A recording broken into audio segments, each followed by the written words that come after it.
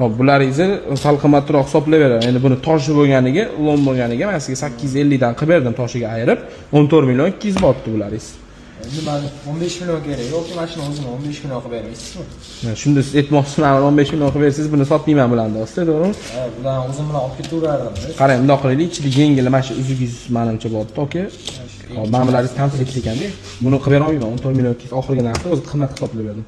Qarang, uzugingizni qo'shib hisoblasangiz, xudo xolasa oshar ekan, aka. Qarang, 171 850 dan qilib beraman buni ham. Hop, 1 million 450 ming bo'lar ekan. Endi qarang, 14 million 200 plus 1 million 450 ming bo'lsa, o'sha summa 15 million 650 ming bo'lar ekan. Mashinalaringiz o'zi shuni ham bilan sotmaydigan bo'lib, o'zi yoqqa qo'yasiz. Qancha qimmatga olargan. Yoki shuni men bilan o'zini hisoblab ko'ring-chi.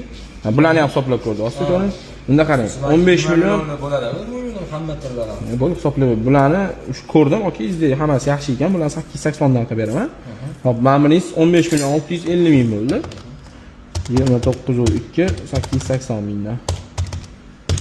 Hop, buningiz 25 million 696 ming botdi. 25 million 700 qilib beraman agar sotaman desangiz.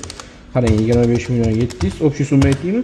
15 million 650 ming bo'lsa, 41 million 350 ming bo'lar ekan hamma tillaysiz. Siz 15 millionga sotaman. Yoki olib qolavering, narx tushib ketmasin. Buni ham sotasiz, aka. Hammasini. 41 million 350 ming bor. Hozir sana berasizmi yoki tushib ketadi? Naqd beraman, aka. Bu 15 millionligini sotaman dedingiz. Bo'lib hammasini sotsangiz, qarang, men 20 million.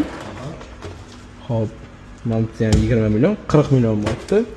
1 million 250 masmasiga tekis qilib bera qolaman, aka. 1 million 400 qilib beraman.